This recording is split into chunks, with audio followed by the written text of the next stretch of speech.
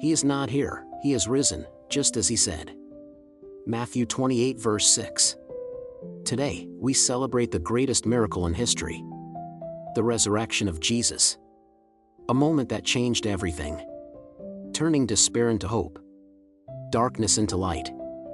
And death into life. Maybe you've been carrying a heavy heart. Maybe life hasn't turned out the way you hoped.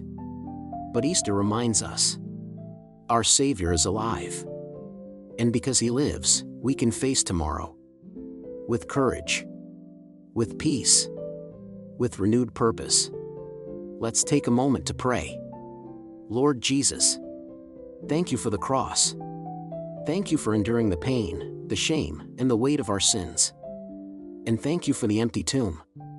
For rising in victory and giving us eternal hope. Today, we rest in your love. We rejoice in your power.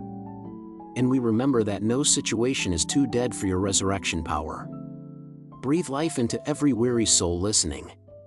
Remind them they are never alone. Because you are alive, and you are with us. Amen. And raise a promise to carry in your heart today. I am the resurrection and the life. The one who believes in me will live, even though they die.